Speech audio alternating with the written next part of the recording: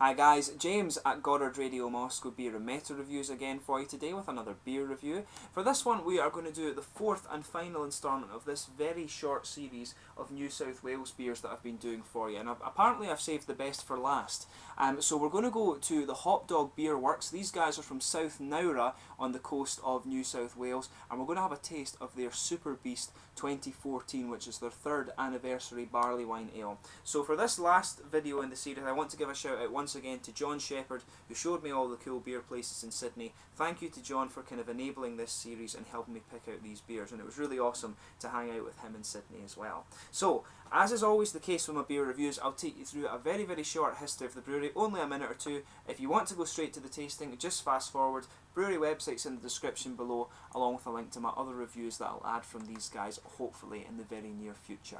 So anyway, HopDog BeerWorks, as I mentioned to you, are based in South Nowra, which is located to the south of Wollongong on the New South Wales coast. You're talking about 3 hours or so south of Sydney, and it's almost kind of directly eastwards from Canberra, of course, the capital of Australia. It's a huge country, Australia, so huge distances that on the map don't look that much.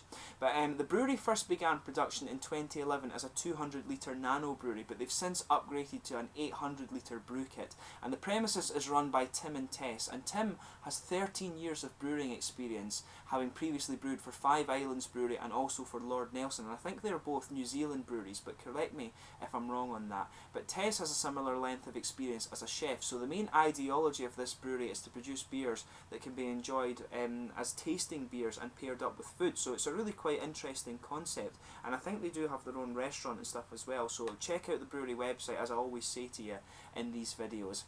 So, they term their beers as slow beers, saying that it takes them about 4 weeks to actually get the beer from grain to glass, and their hops, or their malts, sorry, are apparently a mix of Australian, German and English varieties, where their hops come from Australia, New Zealand and the USA as well. So, a very interesting blend of hops and malts there, and they do have some really interesting styles of beer, and if you go and check out ratebeer.com, these guys have really, really good ratings for their beer, so I'm very hopeful for this guy, and as I've mentioned to you in a few videos before, I really love barley wine ale, so very excited to try this one for you today.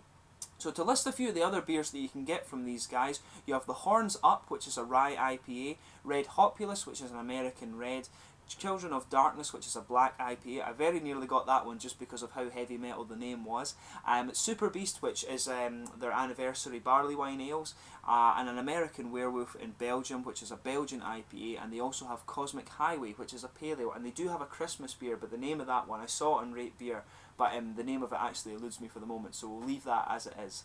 So, to get onto the actual tasting of this beer, let me just bring up the camera and let you have a little quick look at the artwork on this one. I really like the artwork on this, so I'm actually going to see if I can steam the label off this and keep it, but you can see it's a kind of mad robot or something that's on there, which is really cool. I really like the artwork for this one, so I do hope I can either keep the bottle or steam the label off. This guy is a 10% barley wine ale, and it says on the side, is it a joke or a concept? This massively hoppy barley wine is our 3rd anniversary ale, and clocking in at 200 calculated IBUs of bitterness. It's somewhere between a double IPA and a dank as barley wine. Prepare yourself. The beast awakening with giant gnashing claws and a massive steel that cracks the very ground with a mind bent on destroying every palate in sight. Super Beast 2014 is brewed with a complex blend of 5 malts and then hopped with a tongue-blistering amount of American Mosaic and Citra hops, creating aromas of tropical fruit and citrus, riding a dense malt backbone of insanity. Drink now or cellar. In alpha acids we trust. So it looks really nice, and I'm excited to try this one. It's a plain bottle cap on this, by the way. The Super Beast series, I should point out, they release a new one of these every year, so there's a 2012, 2013 and 2014 one, and it's basically they do a kind of different variety of barley wine every year that they produce these, and so keep an eye out. Hopefully I can get hold of the 2015 one. I would love to review that as well. So as you can see, a nice smoky opening on this guy, and you can smell the malt in this one just as you open it. A really kind of nice roasted sugar, brown sugar element coming off of this. Let's just give it a wee swirl and see if we can get a bit of head on this guy. Give it a bit of aggressive pour. Little tiny bit of head, as you can see. It's going to build up a little bit just with the kind of sediment and things that's sitting there in the bottom of the glass. But even before you really pay much attention to that, you do get a big element of fruitiness coming out of that, and a nice you're getting just that nice tropical fruit and that nice malt backbone in there. It smells beautiful without even paying too much attention.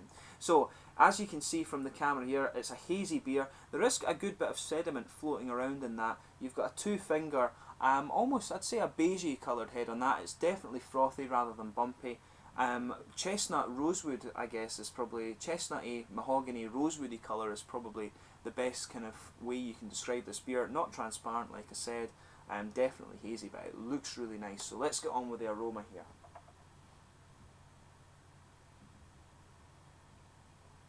Well, as you would guess from the kind of hops and stuff they say they've put in with this, it's actually quite an interesting aroma.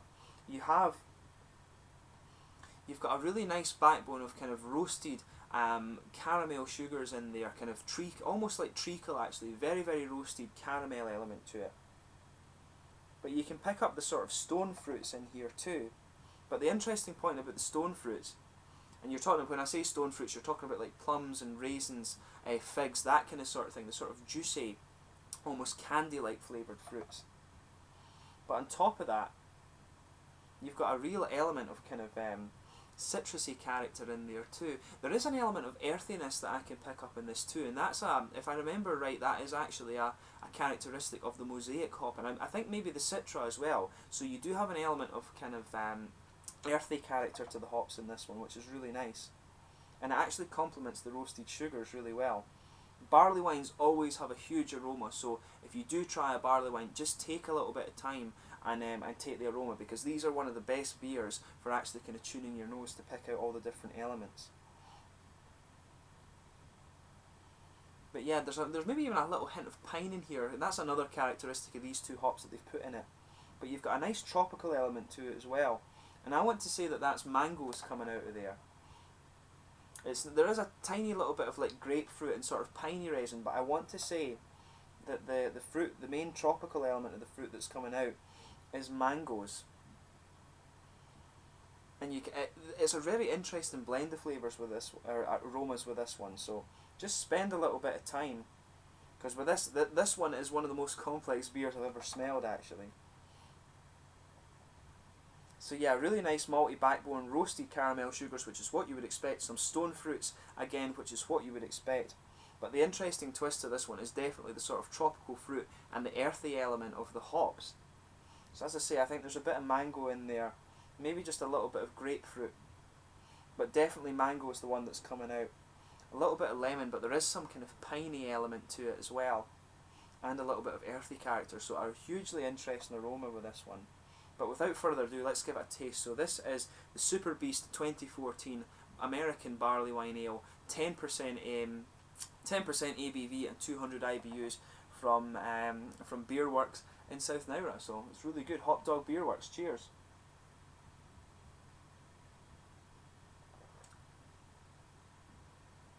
Now that is a beautiful, beautiful beer. Awesome.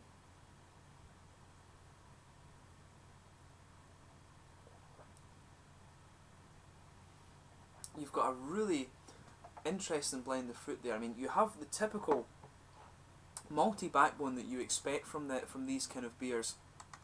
You've got a really nice roasted sugar, treacly element to it.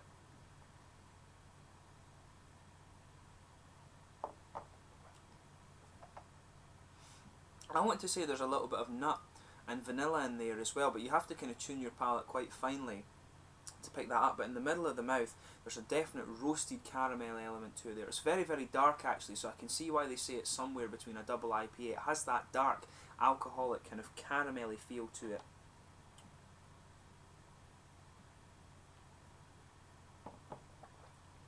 But yeah, there is a really strong, dark, roasted caramel, treacly flavour to this beer, which is what you would expect.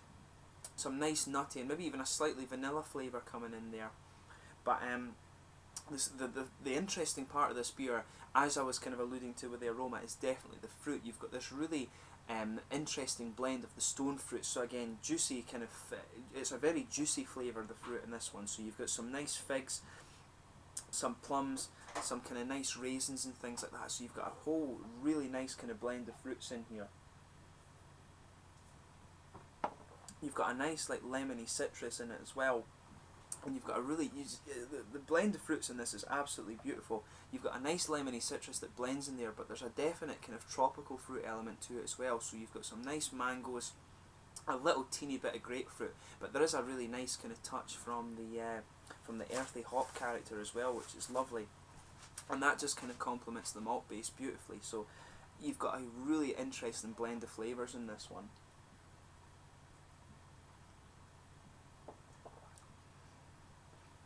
But it complements the mouthfeel as well. You've got a really beautiful blanket of just that roasted, nice caramel kind of earthy character as well. They're right in the middle of the palate. The earthy character from the hops really blends well with that roasted caramel element to it, the treacle and the nuts and things. It's just, this is a fantastic beer. This is probably, I say it a few times, but this is definitely in the kind of top few beers that I've reviewed on my channel for you. So in terms of the mouthfeel with this one, I'd say it's definitely full bodied. You get a little bit of alcohol warmth from it as well, but I feel that with a few kind of sips and things that I've had of this one, it fades a little bit over time as you take the beer in.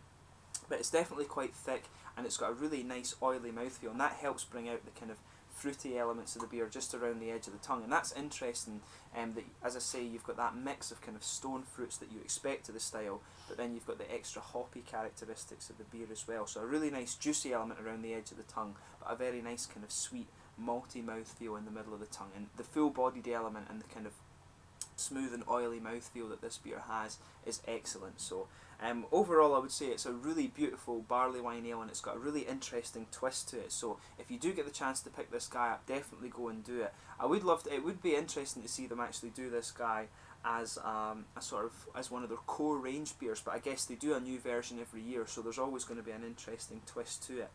But anyway, I hope you've enjoyed this beer review. This is, as I say, one of the best beers that I've reviewed for you in quite a wee while actually, so definitely go and check it out if you can. Please let me know in the comment section your own thoughts on this one if you do happen to have tried it. So I thank you again for watching my beer reviews, and please like, subscribe, share, all the usual YouTube stuff, and I will catch you soon with my next beer review. Cheers.